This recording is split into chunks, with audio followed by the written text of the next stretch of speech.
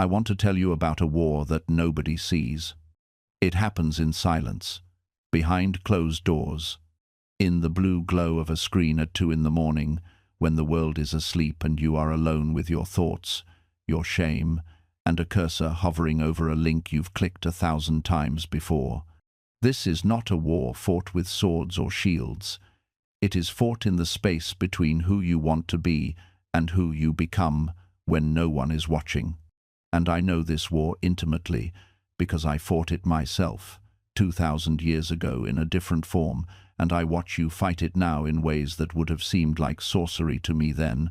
But the battle, the fundamental human struggle, remains exactly the same.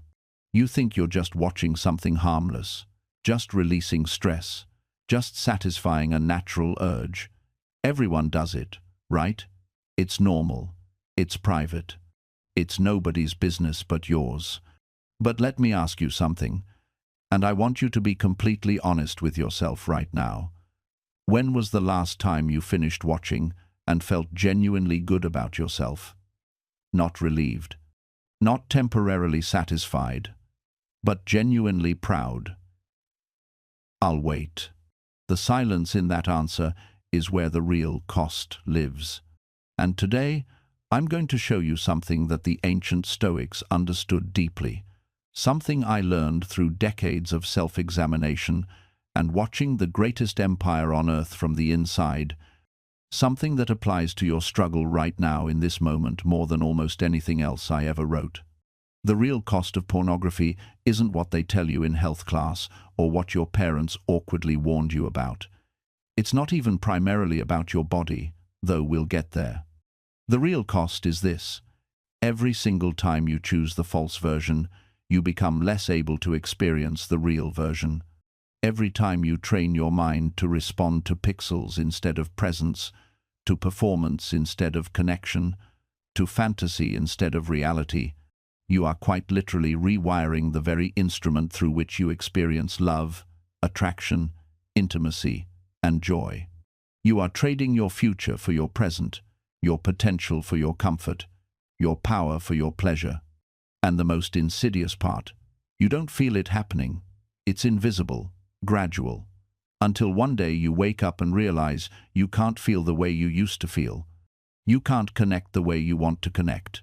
You can't be present with a real person because your mind has been trained to need something real people can never provide. Let me take you back to something I learned as a young man in Rome. I was 17 when I first understood the concept of voluntary slavery. Not the slavery of chains and masters, though Rome had plenty of that. I'm talking about the slavery we choose, the slavery we walk into with our eyes open, thinking we're free. My teacher, Epictetus, who had himself been a slave before gaining his freedom, told me something that burned itself into my soul. He said, "No man is free who is not master of himself." At 17, I thought I understood. I nodded wisely. I wrote it down. I understood nothing. It took years of watching myself, of observing my own mind the way a scientist observes an experiment, before I grasped what he meant. Freedom isn't about having no master. It's about choosing which master you serve. Your reason or your impulses, your values or your cravings, your highest self or your lowest urges. Every human being serves something. The question is whether you've chosen your master consciously or whether you've drifted into servitude without noticing. I watched senators, men of tremendous power and influence, become slaves to wine. I watched generals, men who commanded legions, become slaves to the opinions of others. I watched philosophers, men who taught self-control, become slaves to their own egos.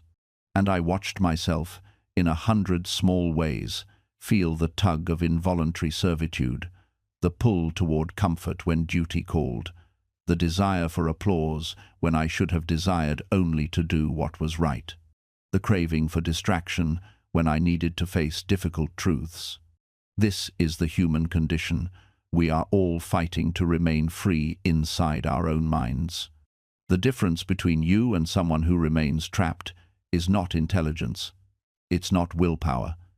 It's not even awareness, though awareness is where it begins. The difference is action in the moment of recognition. I learned this on a winter morning in 178 AD, standing in my tent before dawn. The camp was quiet. My body ached. I had slept poorly. Every fiber of my being wanted to return to bed, to delay, to choose comfort. And I caught myself making excuses, sophisticated excuses. The empire needs me rested. I'll think more clearly after more sleep. This decision can wait until afternoon. All reasonable, all logical, all lies I was telling myself. In that moment, I made a choice. Not a grand, heroic choice. A simple one. I stood up. I washed my face with cold water. I began my day. That moment changed everything. Not because standing up was heroic, it wasn't, but because I recognized the pattern and interrupted it immediately. This is the secret most people never learn. Freedom is won or lost in microseconds. The space between recognizing a pattern and acting on it, that's where your life is decided. In that pause, your brain will generate 1,000 reasons to delay, to negotiate, to compromise. I'll start tomorrow.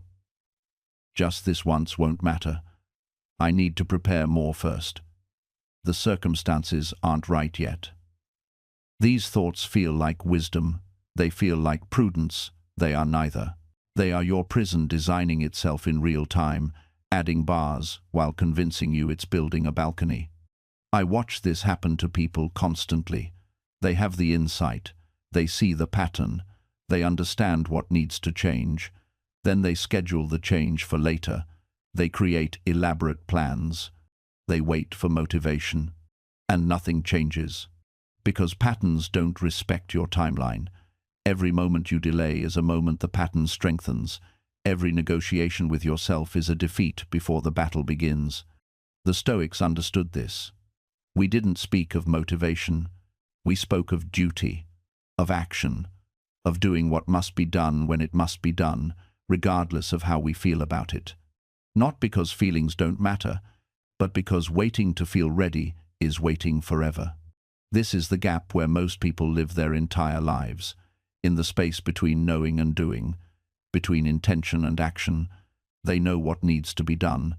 They've known for months, maybe years, but they're waiting for something, a sign, the right moment, the perfect conditions.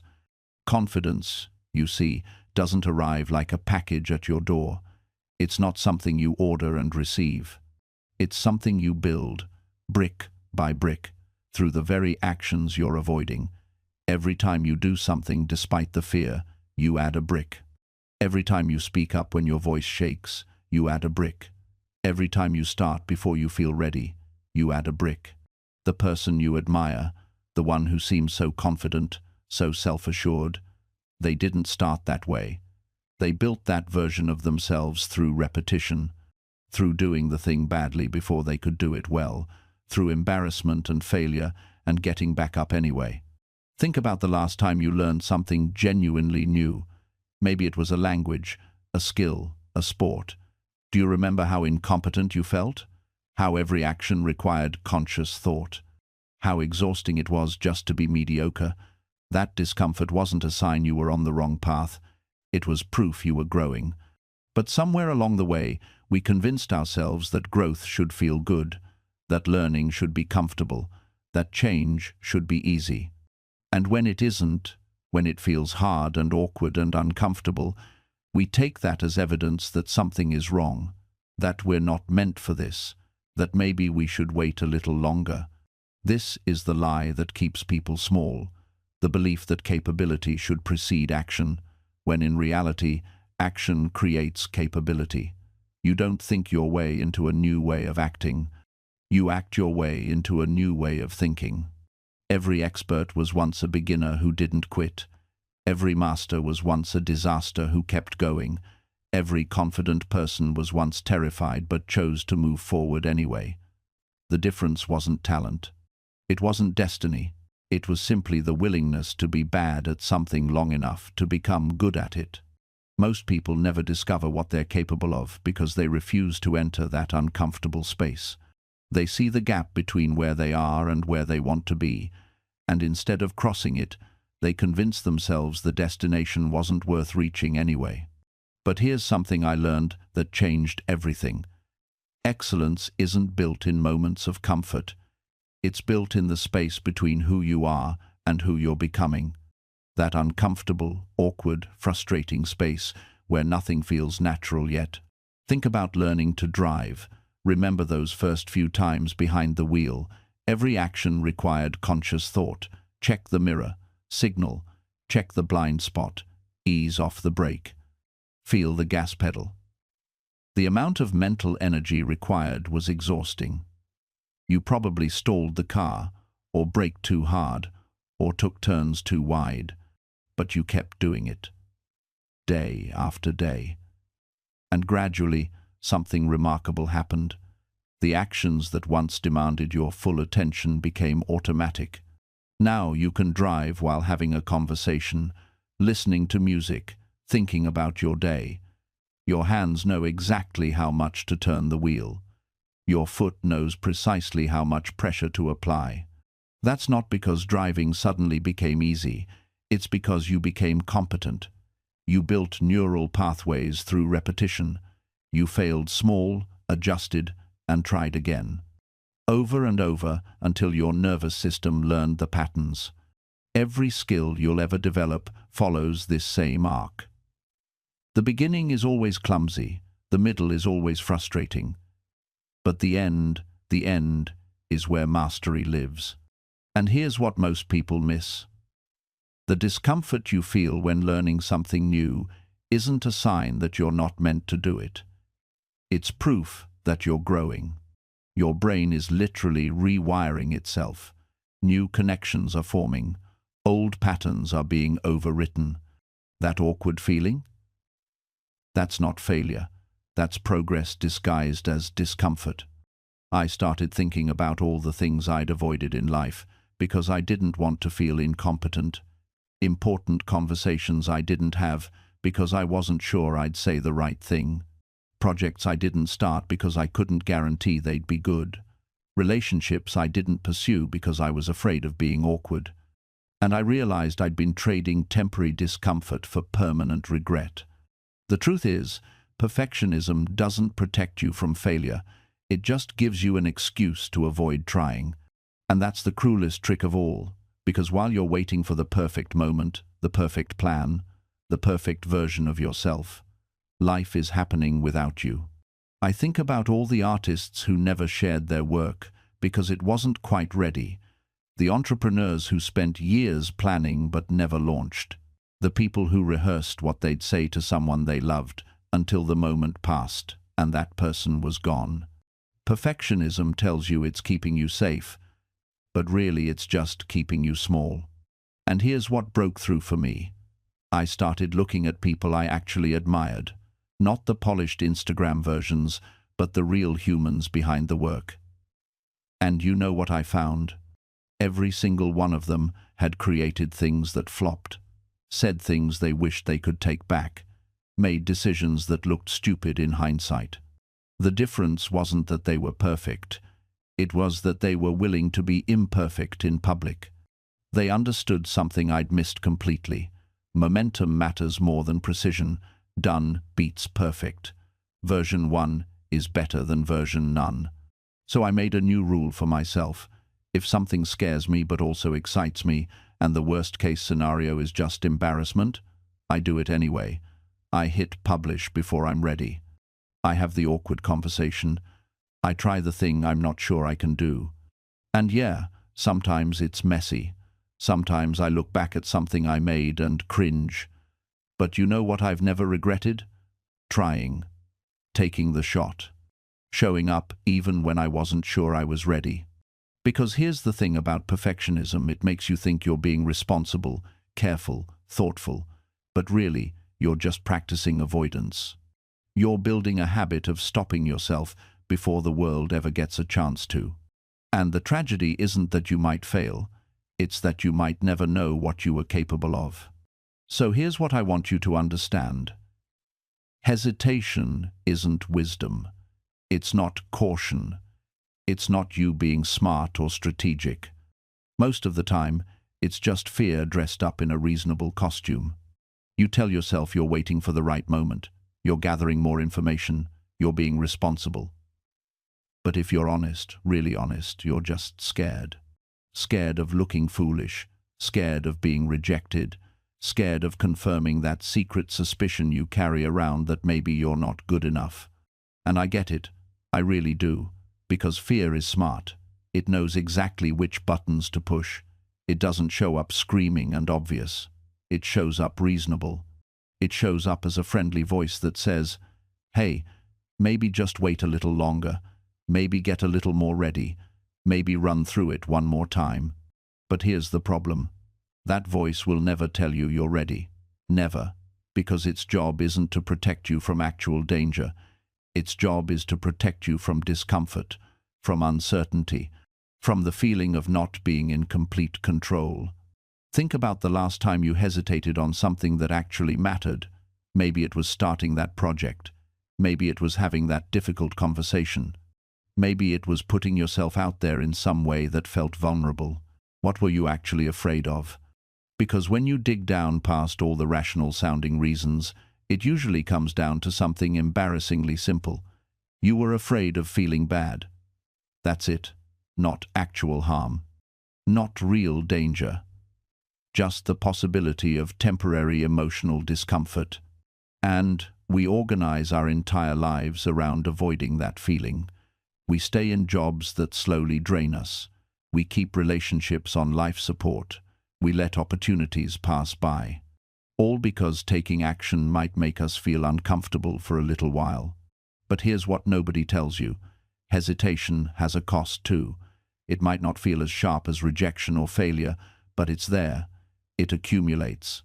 Every time you hold back, every time you silence yourself, every time you choose safety over truth, there's a price. You just pay it slowly, in moments you'll barely remember, until one day you look up and realize you've spent years playing defense against your own life. And here's what nobody tells you about that kind of living. It doesn't just make you cautious, it makes you resentful. You start resenting the people who seem free, who speak their minds, who take risks. You tell yourself they're reckless, irresponsible, that they just don't understand how the real world works. But that's not really what you're thinking. What you're actually thinking is, why do they get to be brave when I have to be safe? You resent them because they're doing what you won't allow yourself to do. And that resentment? It's just redirected anger at yourself. It's easier to be mad at someone else's freedom than to confront your own chains. I watched this happen to someone I cared about. Brilliant person, sharp mind, had opinions about everything in private, could dissect a situation, see through the nonsense, articulate exactly what was wrong and what needed to change. But in public, silent, always silent, always the nod, the agreeable smile, the safe response. And over time, I watched them shrink, not physically, but in every other way. Their humor got flatter, their eyes got duller. Conversations that used to spark with energy became predictable, rehearsed. They started talking like everyone else, thinking like everyone else, and worst of all, they started believing they were being smart, strategic, mature. But they weren't being any of those things. They were dying by degrees, trading themselves away in small, forgettable transactions that didn't seem to matter in the moment, but added up to an entire identity lost. That's what fear-based living does. It doesn't kill you quickly. It just hollows you out from the inside until you become a well-defended shell of who you could have been. And the cruelest part? You can do this for decades and still convince yourself you made the right choice. You can point to your intact reputation, your steady job, your conflict-free relationships, and say, "See? I played it smart." But smart compared to what? Compared to a version of yourself that never got to exist? The question isn't whether you avoided failure. The question is whether you avoided time's living asterisk. And here's what makes this so insidious. Safe choices don't announce themselves as cowardice. They dress up as wisdom. They walk into the room wearing the costume of maturity, of being responsible, of thinking long-term. I'm being practical, you tell yourself. I'm being smart about this. But let me ask you something. When you're lying on your deathbed, surrounded by all the things you protected and preserved, will you look back on your caution with pride? Or will you look back and realize that you spent your entire life in the waiting room, never quite ready to go in? I think about the people I've known who took the leap, not recklessly, not stupidly, but who looked at the gap between where they were and where they wanted to be and said, I don't know if I can make this jump, but I know I can't stay here. Some of them failed. Some of them failed spectacularly, lost money, lost status, had to rebuild from scratch. But when I talk to them now, even the ones who didn't get what they were chasing, there's something in their eyes that the safe players don't have, a kind of aliveness, a knowing that they were willing to bet on themselves. And then I think about the others, the ones who played it safe year after year, decade after decade, the ones who are still waiting for the perfect moment, the guaranteed outcome, the risk-free opportunity. They're comfortable. They're secure. They're also slowly dying inside, one compromised dream at a time. Here's what I've learned. Regret doesn't come from the things you tried and failed at. It comes from the things you never tried at all. The job you didn't apply for. The business you didn't start. The person you didn't tell you loved them. The year abroad you didn't take. The book you didn't write. Those are the ghosts that haunt you. Not your failures, but your refusals. And here's what makes it unbearable. You can rationalize a failure. You can say, I tried. It didn't work out. At least I gave it a shot. There's closure in that. There's peace, even in defeat. But a refusal? There's no closure. There's only the endless loop of, what if? What if I had taken that chance? What if I had been brave for just 5 minutes? What if I had bet on myself instead of playing it safe? You'll never know. And that not knowing becomes a splinter in your mind that you can't remove. I think about the entrepreneur who never launched, who spent years perfecting the business plan, tweaking the website, waiting for the right time. Meanwhile, someone else with half the talent and twice the audacity built something messy and imperfect and wildly successful. The perfectionist is still waiting, still planning, still preparing for a moment that will never feel ready enough. Or the artist who keeps their work hidden, who creates in private, pours their soul into their craft, but never shows it to anyone because they're terrified of judgment. They tell themselves they're protecting their art, but really, they're protecting their ego. Because if no one sees it, no one can reject it. But here's the brutal truth. Art that no one sees doesn't exist. Impact that stays locked in your head changes nothing. Potential that's never actualized is just a prettier word for waste. You weren't given this one shot at consciousness to play defense. You weren't blessed with unique gifts and perspectives to keep them hermetically sealed in the vault of your comfort zone. Every day you wake up is another chance to stop refusing, to stop hiding behind someday and eventually and when the time is right. Because the time is never right. The conditions are never perfect. You're never going to feel completely ready. The people who build extraordinary lives understand this. They act before they're ready. They start before they feel prepared. They jump before they can see the net. Not because they're fearless, but because they know something you're still learning. Courage isn't the absence of fear. It's the decision that something else matters more than your fear. I spent years waiting for the perfect moment to start my business. I had the idea. I had the research. I had the passion. What I didn't have was certainty. And so I waited. I told myself I needed more experience, more connections, more capital. What I really needed was less attachment to the illusion of control Because here's what nobody tells you about certainty. It's not a requirement for action. It's a luxury that rarely appears before you need to move. The people who seem to have it all figured out, they're just as uncertain as you are. They've simply learned to act anyway. Think about the last time you made a major decision that actually worked out.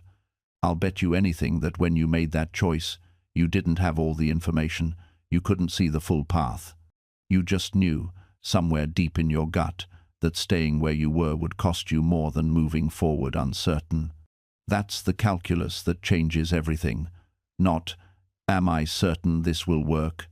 But, what will it cost me to never try? Your fear speaks in certainties.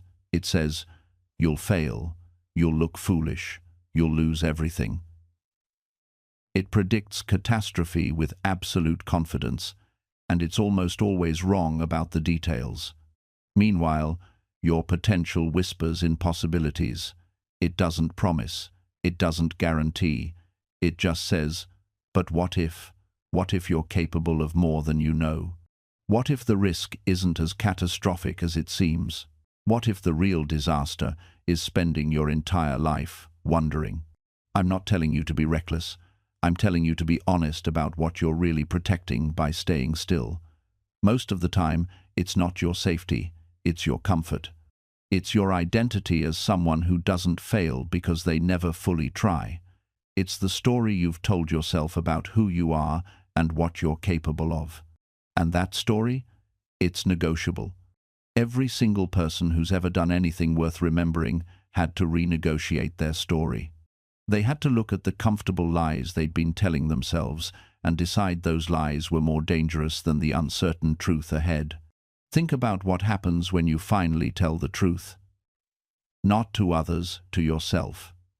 When you stop pretending that one more scroll through your phone is research. When you stop calling procrastination waiting for inspiration. When you stop telling yourself that you're too busy when what you really mean is you're too afraid. The moment you speak that truth out loud, something shifts. The story loses its power. It's like turning on the lights in a room where you've been imagining monsters in the shadows. They don't disappear because they were never really there. They were just shapes your mind created to keep you exactly where you are.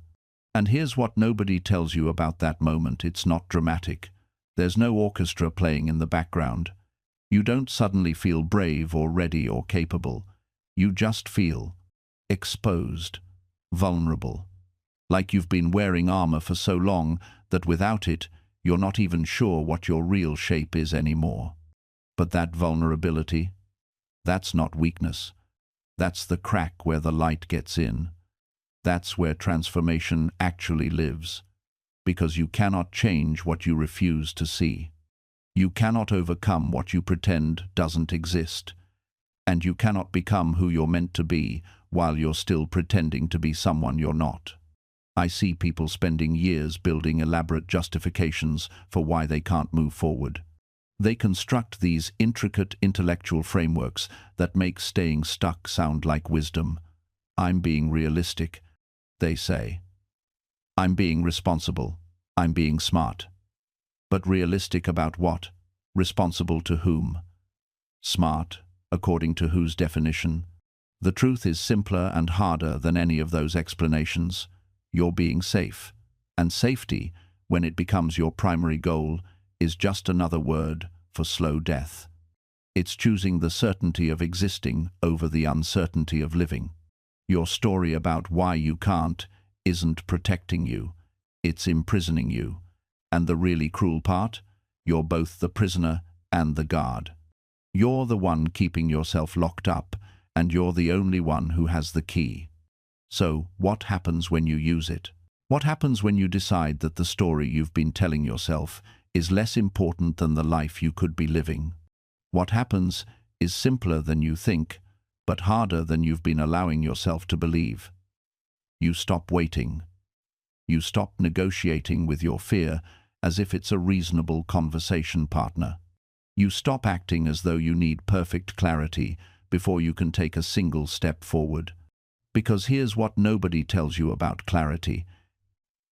It doesn't come before action. It comes during it. Clarity is what happens when you're already moving, when you've already committed, when you're in the middle of the thing you were afraid to start.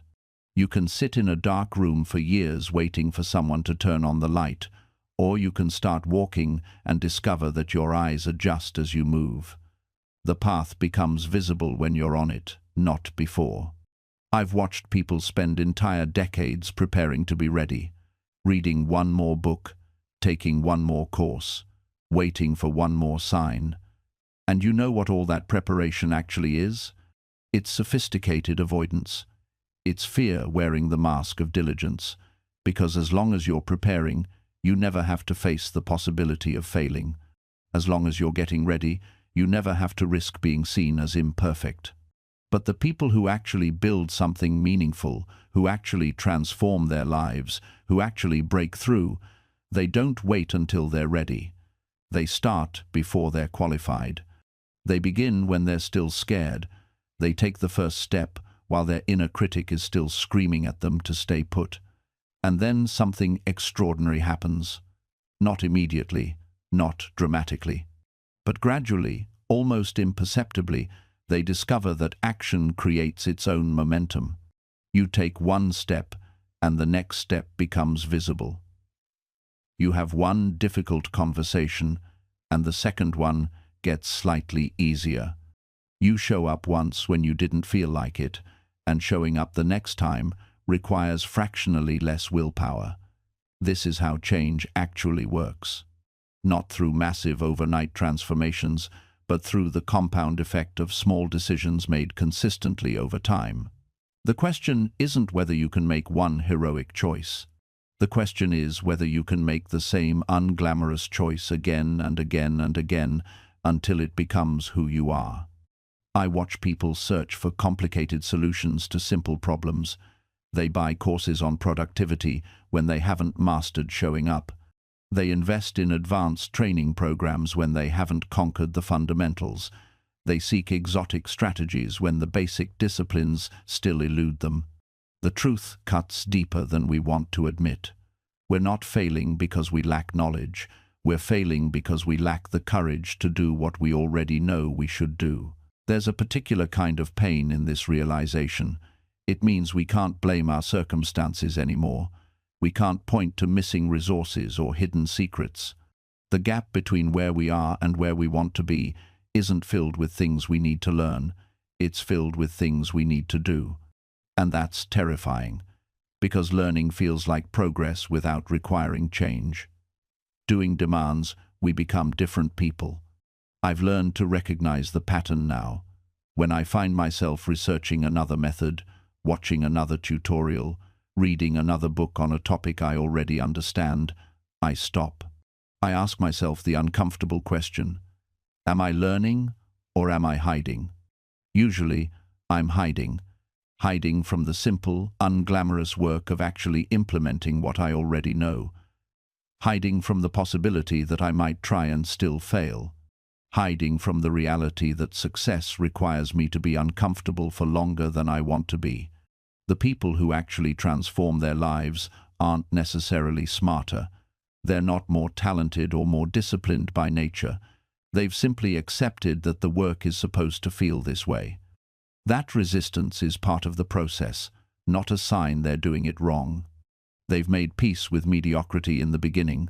They understand that every expert was once terrible, and the only way through terrible is to keep going while you're still terrible. This is where most people stop.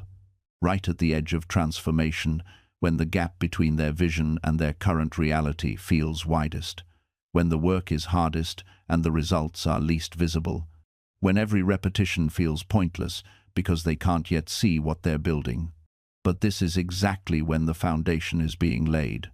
I learned this in the first month of my own journey. I remember a particular Thursday afternoon, day 32, to be exact.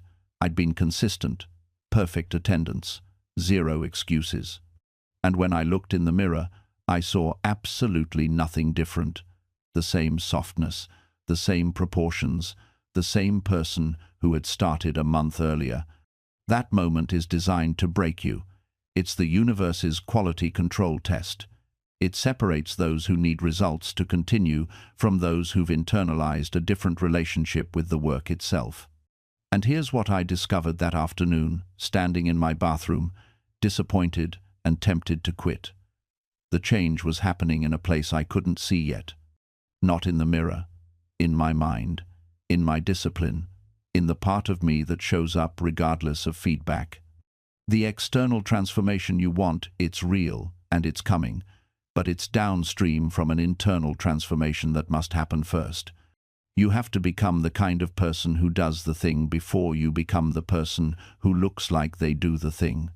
And that shift in identity, it happens in the dark. In the weeks when nobody's watching and nothing's changing and you do it anyway. This is where most people exit the story. They treat the journey like a transaction.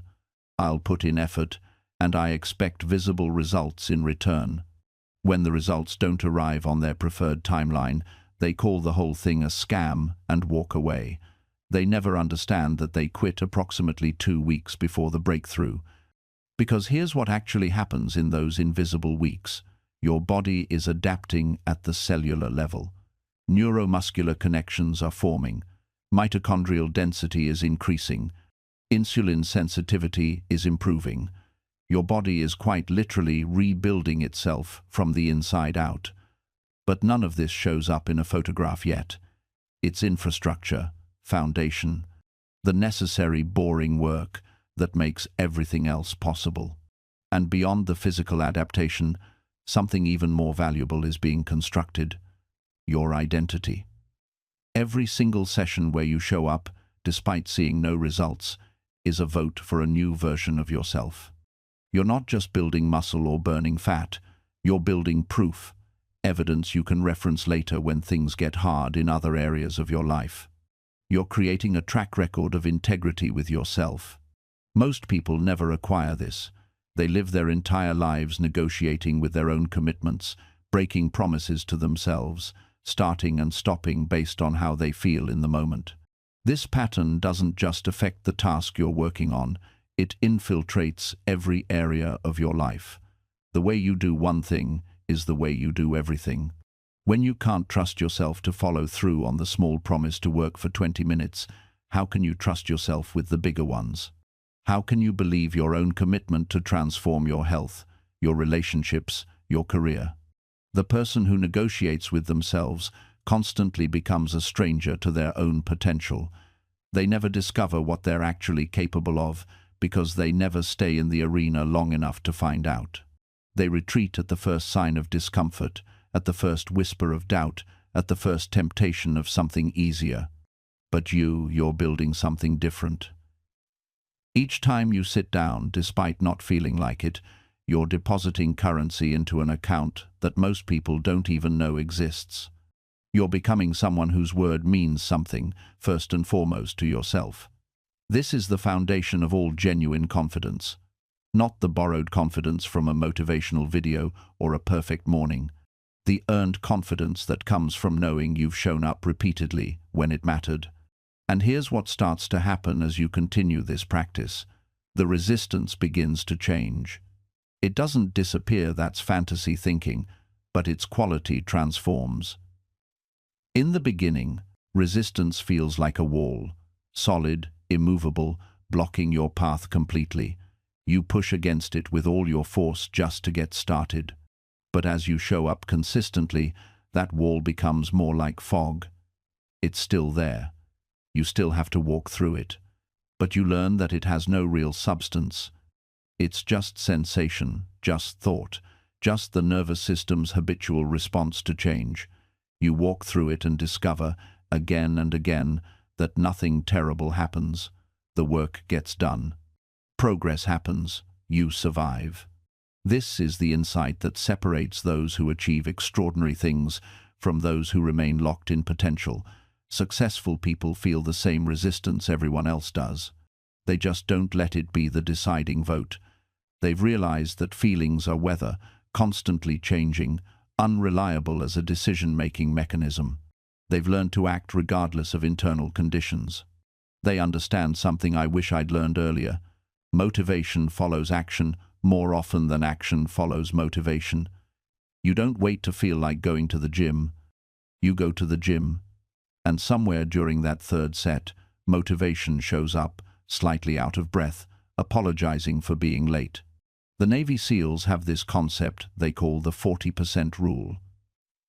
When your mind is telling you you're done, you're really only 40% depleted. Your brain is trying to preserve resources, keep you safe, protect you from discomfort. But there's another 60% in the tank if you're willing to push past that initial resistance. Disciplined people have internalized this. They know the voice that says, "I'm too tired," or "I'll do it tomorrow," is often just noise, not truth. It's the brain's opening negotiation, not its final offer. This is why they build systems instead of relying on spurts of inspiration. They automate the starting process, the running shoes by the bed, the meal prep on Sundays, the phone that charges in another room. They remove friction from beneficial behaviors and add friction to destructive ones. Because here's what I've observed: every behavior has a startup cost. The hardest part of writing isn't the writing itself, it's opening the document. The hardest part of calling your mother isn't the conversation, it's picking up the phone. Disciplined people have optimized for those first 3 seconds. They also understand the compounding nature of small decisions. You think the choice to skip the workout, or eat the donut, or watch another episode is isolated, contained, but each micro-decision is actually a vote for the type of person you're becoming. Do it once, it's a choice. Do it 100 times, it's an identity. The undisciplined see their lives as a series of disconnected moments. The disciplined see a pattern, a trajectory. They know that today's decisions are tomorrow's circumstances. The person struggling with their health didn't get there from one bad meal. They got there from 1,000 small surrenders, each one seeming inconsequential at the time. And here's the brutal part: those surrenders felt good in the moment. That's the insidious nature of comfort. It doesn't feel like you're losing ground. It feels like relief, like finally giving yourself a break, like being reasonable instead of obsessive. Every rung down the ladder is padded with justifications that make perfect sense to the person descending. I remember watching this happen to someone I considered a mentor. Brilliant mind, decades of discipline, the kind of person who seemed immune to the ordinary weaknesses that plagued the rest of us. Then life hit him with a series of setbacks. Nothing catastrophic: a project failed, a relationship ended, some health issues emerged. Normal human difficulties. But something shifted in how he responded. Where he once would have faced challenges head-on, he started finding reasons to delay. Where he once maintained strict standards for himself, he started making exceptions. "Just this once" became his favorite phrase. Within 2 years, he was unrecognizable. Not because of what happened to him, but because of what he allowed to happen within himself. The descent into comfort looks different for everyone, but the pattern is always the same. First, you lower your standards slightly. You tell yourself it's temporary, that you'll get back on track soon. But that slight lowering creates a new baseline. What once felt like failure now feels normal. And from that new normal, you eventually slide a little further. Then further still. Each step feels justified in isolation. You're not abandoning your principles, you're being flexible. You're not giving up, you're being realistic. You're not becoming weak, you're practicing self-compassion. The language we use to describe our surrender is carefully chosen to avoid confronting what's actually happening. And the world applauds this descent. Society celebrates the person who stops pushing themselves so hard, who learns to relax, who gives themselves permission to be imperfect. But what they don't tell you is that relaxation, taken too far, becomes paralysis. That permission to be imperfect becomes an excuse for mediocrity. That the celebration of enough becomes a funeral for ambition. I'm not saying you should burn yourself out. I'm not advocating for toxic productivity or self-destruction disguised as hustle culture. What I'm saying is this: there's a difference between healthy rest and comfortable surrender. Rest recharges you for the next battle. Surrender convinces you there never needs to be another battle. Rest is temporary. Surrender is permanent. Rest says, I'm tired, but I'm not done. Surrender says, I'm tired, so I'm done. And here's what terrifies me about the modern discourse around self-compassion and balance. It's being used as a blanket justification for quitting on yourself. I see people in their 20s talking about being burned out after 6 months of consistent effort. I see people abandoning their goals because it's affecting their mental health after the first real obstacle. I see people confusing the discomfort of growth with actual suffering. And everyone around them nods sympathetically. Good for you for recognizing your limits. Good for you for choosing yourself. But what if those limits are artificial? What if you're not choosing yourself, you're abandoning the version of yourself you could become? Marcus Aurelius faced real suffering: plague, war, betrayal, loss. He watched his children die. He led armies through impossible conditions. He dealt with threats that would have broken lesser men. And still, every morning, he got up and did his duty. Not because he was superhuman, but because he understood something we've forgotten. You don't get to choose whether life is hard. You only get to choose whether you rise to meet it. The Stoics had a practice called negative visualization. They would imagine losing everything they had: their wealth, their status, their loved ones, not to be morbid, but to prepare themselves mentally for adversity. Because they knew something we're terrified to admit. Comfort is not the natural state of existence. Struggle is. And this is where most of us get it catastrophically wrong. We build our entire lives around avoiding struggle. We construct elaborate bubbles of convenience and comfort, then wonder why the smallest disruption sends us spiraling into panic and despair. You missed one deadline and you're convinced your career is over. Someone criticizes you on social media and you can't sleep for 3 days. Your relationship hits a rough patch and you immediately start Googling signs it's time to leave. We've become so fragile, so psychologically delicate, that normal human challenges feel like existential crises. The Stoics would look at our modern anxiety epidemic and immediately understand the problem. We've lost our capacity for hardship. We've outsourced our resilience to algorithms that feed us exactly what we want to see, to services that deliver exactly what we want within hours, to medications that promise to eliminate exactly what we don't want to feel. But here's the thing about resilience: it's not something you can order online. It's not a supplement you take or a hack you implement.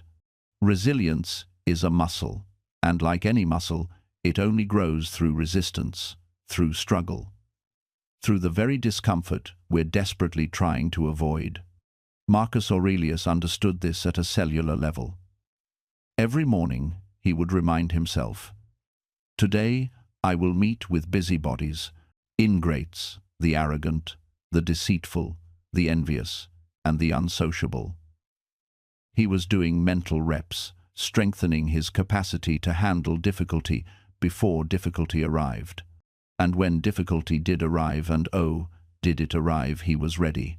Plague, war, betrayal, the death of children. Marcus faced horrors that would shatter most of us. But he didn't shatter, because he had been training his mind every single day to handle exactly this kind of suffering. We need to start doing the same, not by catastrophizing or living in constant fear, but by honestly acknowledging that struggle is inevitable and preparing ourselves accordingly. The Stoics had a practice for this. They would voluntarily experience discomfort, sleeping on hard floors, eating simple meals, going without luxuries, not because they were masochists, but because they were preparing. They were building what I call psychological resilience through controlled exposure. Think about it like this: if you've never felt cold, the first winter will destroy you. But if you regularly expose yourself to discomfort, your tolerance expands. This doesn't mean we should seek out suffering for its own sake. That would be absurd. But it does mean we should stop making our lives so comfortable that the smallest inconvenience feels like a catastrophe. When you can't handle a delayed flight without having a meltdown, when a critical comment ruins your entire week, when a minor setback sends you into a spiral that's not sensitivity, that's fragility. And fragility, my friends, is optional. I started applying this principle in small ways. Cold showers in the morning, not because I enjoy them, but because starting my day by voluntarily doing something uncomfortable builds that muscle of endurance. Fasting occasionally, not for weight loss, but to remember what real hunger feels like, to prove to myself that discomfort won't kill me, saying no to things I want but don't need. These practices might seem trivial, but they're training sessions. They're preparing me for the real battles that life will inevitably bring. And here's what I discovered. The more I practiced voluntary discomfort, the less power involuntary discomfort had over me. When actual hardship arrived, and it always does, I wasn't shocked. I wasn't overwhelmed. I was ready. Not because I'm special or particularly strong, but because I had been preparing. Marcus understood something profound. Suffering itself isn't the problem. Our unpreparedness for suffering is the problem, our shock at its arrival, our belief that we somehow deserve to be exempt from the human condition. Suffering is not the anomaly, comfort is, safety is, the feeling that tomorrow will be just like today. These are the rare exceptions in the grand sweep of human history, not the rule. We've had perhaps 70 years of relative peace and prosperity in certain corners of the world, and we've somehow convinced ourselves this is the natural state of things, that our grandparents' struggles were unfortunate aberrations, that our great-grandparents' hardships were simply because they didn't know better, hadn't figured it out yet. But they knew something we've forgotten. They knew that hardship is the default setting of existence, that ease must be fought for, maintained, defended against entropy's constant pressure. They didn't expect life to be fair. They didn't wait for circumstances to be perfect before they acted. They built, they endured, they moved forward despite the weight, not after it was lifted. We've become soft not just in body but in expectation. We catastrophize the inconvenient. We call discomfort trauma. We've pathologized normal human emotions to the point where we believe we need intervention for every moment of sadness, every flash of anxiety, every night of poor sleep. I'm not dismissing genuine mental health struggles. Those are real and require real support. But we've lost the ability to distinguish between clinical illness and the ordinary difficulties of being alive. When did we start believing that feeling bad means something has gone wrong? That every negative emotion is a problem to be solved, rather than information to be processed? Our ancestors understood that fear keeps you alert, that sadness honors loss, that anger signals boundary violations, that anxiety prepares you for challenges ahead. These emotions aren't malfunctions. They're features, not bugs. But we've been sold a story mostly by people trying to sell us something that we should feel good all the time. That happiness is the baseline, and anything less means we're failing. So we medicate, we distract, we consume, we scroll, we do anything to avoid sitting with discomfort for even a moment. And in doing so, we never build the capacity to withstand it. We never develop the emotional musculature required for the inevitable storms. Aurelius would say, you're training yourself for weakness, not strength. You're teaching your soul that discomfort is an emergency rather than a teacher. And here's what breaks my heart. You've outsourced your inner peace to circumstances that will never cooperate. You've made your serenity conditional on the world behaving exactly as you want it to, which means you've surrendered the one thing you actually control, your response to the chaos you cannot. I think about this every time I see someone spiraling because their day didn't go as planned. A delayed flight, a rude email, traffic. Minor disruptions treated as catastrophes because they've never practiced accepting what is. The Stoics understood something we've forgotten. The obstacle is not the problem. Your relationship with the obstacle is the problem. When you encounter difficulty, you have a choice. You can rage against reality, demand that it be different, exhaust yourself fighting what already exists. Or you can accept it, adapt to it, and find the lesson within it. Acceptance is not passivity. It's not resignation. It's clarity. It's saying, this is what's happening. Now what's my best move? Most people waste enormous energy arguing with reality. They replay conversations, catastrophize outcomes, torture themselves with what-ifs and if-onlys. All of that is resistance. All of that is you refusing to be where you are. And resistance is exhausting. It drains you of the energy you need to actually solve problems. You're so busy being upset about the situation that you have nothing left to navigate it. I've learned this the hard way, over and over. Every time I've insisted reality should be different, I've suffered. Every time I've accepted what is and worked from there, I've found peace, or at least efficiency.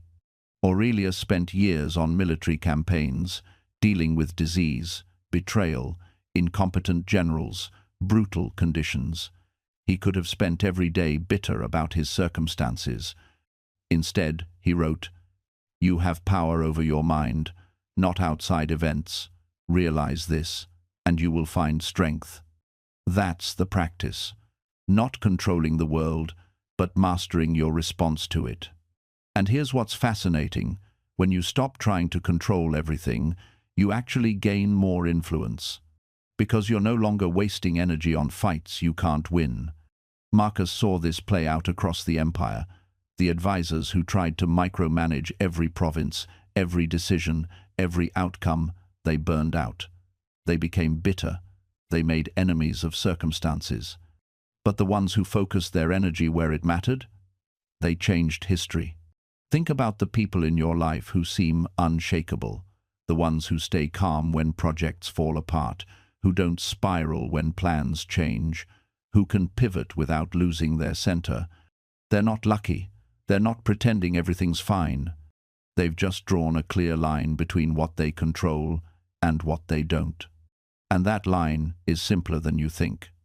You control your actions, your words, your effort, your integrity, how you show up, how you treat people, what you do with the hand you're dealt.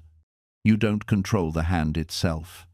You don't control the economy, the weather, other people's opinions, your boss's mood, the traffic, the algorithm, how your parents raised you, what happened last year, or what might happen tomorrow.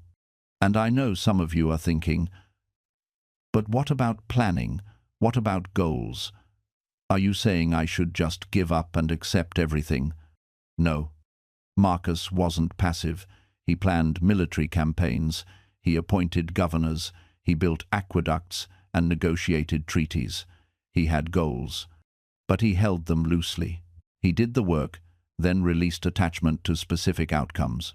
Because attachment to outcomes is where suffering lives. You can want something and work toward it without needing reality to bend to your exact specifications. You can have preferences without making your peace conditional on getting them. Marcus wrote, "Do not disturb yourself by picturing your life as a whole. Do not assemble in your mind the many and varied troubles which have come to you in the past and will come again in the future, but ask yourself with regard to every present difficulty, what is there in this that is unbearable and beyond endurance?" In other words, stop catastrophizing. Stop creating suffering in your imagination. Deal with what's actually in front of you, right now, this moment. That's all you ever have to handle. Not yesterday's regrets, not tomorrow's fears, just this. And in that moment of presence, something shifts. The weight doesn't disappear, but your relationship to it changes. You're no longer drowning in it. You're simply observing it, feeling it, allowing it to be exactly what it is without needing to fix it, suppress it, or explain it away. This is what the Stoics understood that our modern world has forgotten. That presence isn't about feeling good, it's about feeling real. It's about being awake to your life as it actually is, not as you wish it were or fear it might become. I spent years chasing a version of myself that didn't exist yet, always becoming, never being, always preparing for life instead of living it. The meditation practice I thought would make me calm. The body I thought would make me confident. The achievement I thought would finally prove I was enough. And every time I reached a goal, the goalpost moved. Because the problem was never the external circumstance. It was my refusal to be present with who I already was. You know that feeling when you're scrolling through your phone and suddenly realize 20 minutes have vanished? You weren't even enjoying what you were looking at. You were just gone, absent from your own life. That's not relaxation. That's dissociation. That's running. Real presence feels different. It's sitting with your morning coffee and actually tasting it. It's feeling the water on your skin in the shower. It's making eye contact with the cashier and seeing them as a human being, not an obstacle between you and your groceries. It's small, it's unremarkable, and it's the only place where life actually happens. Marcus Aurelius wrote, "Confine yourself to the present, not because the past and future don't matter, but because they don't exist. Not really. They're mental constructs. Stories we tell ourselves. The present moment is the only place where you have any actual power. And here's what I've learned. The present moment can hold far more than you think. Your grief and your gratitude, your fear and your courage, your uncertainty and your peace. They can all exist simultaneously when you stop trying to control which one gets to stay. This is what the Stoics understood that most people miss. They weren't trying to eliminate their humanity. They were trying to expand their capacity to hold it. When Epictetus taught his students, he didn't tell them to become emotionless statues. He taught them to distinguish between what they could control and what they couldn't. Not as a way to avoid pain, but as a way to avoid the suffering that comes from fighting reality itself. The anxious thought shows up. You don't control that, but you do control whether you add another layer of anxiety about being anxious. You do control whether you spiral into catastrophic thinking or whether you simply acknowledge what's happening and choose your next action anyway. This is the practice. Not perfection, practice. And here's what happens when you make this shift. When you stop waiting to feel better before you move forward, you start to notice something remarkable. The things you were avoiding, they weren't as insurmountable as your mind made them seem. The discomfort you feared, it was bearable, temporary, sometimes even transformative. You start to build evidence against your own limiting beliefs, not through affirmations or positive thinking, but through actual experience, through doing the thing while feeling the fear, through showing up while carrying the doubt. And slowly, something begins to change. Not because you conquered your anxiety, not because you eliminated your fear, but because you expanded your identity beyond those feelings. You became someone who acts in spite of fear, someone who moves forward while uncertain, someone who holds space for discomfort without letting it dictate your direction. That's not transcendence, that's integration, that's wholeness. You're not climbing out of your humanity to reach some enlightened state where nothing bothers you anymore. You're diving deeper into it, discovering that you're vast enough to contain all of it. The mess and the meaning, the struggle and the strength, the breaking and the becoming. This is what it means to be fully alive. Not comfortable, not certain, not anxiety-free, but alive, present, engaged with what matters, despite the internal weather. And here's what I've discovered. That presence, that engagement, it compounds, not always in ways you can measure day to day, but over time, undeniably. The work you do while anxious still adds up. The connections you make while scared still deepen. The person you become while imperfect still evolves. I think about the oak tree again, the one that grew through drought and storm. When you cut it open, you can see the lean years' narrow rings where growth was slow, where conditions were harsh. But those rings are still there. the tree still grew. And often, those difficult years create the densest, strongest wood. Your anxious years aren't lost years. They're part of your rings, part of what makes you solid. I wish I could tell you there's a finish line where anxiety disappears completely, where you cross over into perpetual calm and clarity, but that would be a lie, and you deserve better than comfortable lies. What I can tell you is this. There's a version of your life where anxiety is present but no longer in control, where it's a passenger, not the driver, where you've built something meaningful, not after the fear passes, but alongside it. You get there through small acts of defiance, through choosing connection when isolation feels safer, through showing up to your work when you feel inadequate, through speaking your truth when your voice shakes, through building when everything in you wants to hide. You get there by remembering that courage isn't the absence of fear, it's the willingness to move with fear beside you. And maybe that's the most stoic thing of all. Not transcending your humanity, not becoming invincible, but learning to be fully, messily, courageously human, in spite of, and perhaps because of, your struggles. The Stoics knew something we often forget, that obstacles don't just block the path, they become the path. Your anxiety, as brutal as it's been, has taught you things ease never could. Empathy, resilience, the difference between what matters and what merely seems urgent. It's made you kinder to others who struggle because you know how invisible pain can be.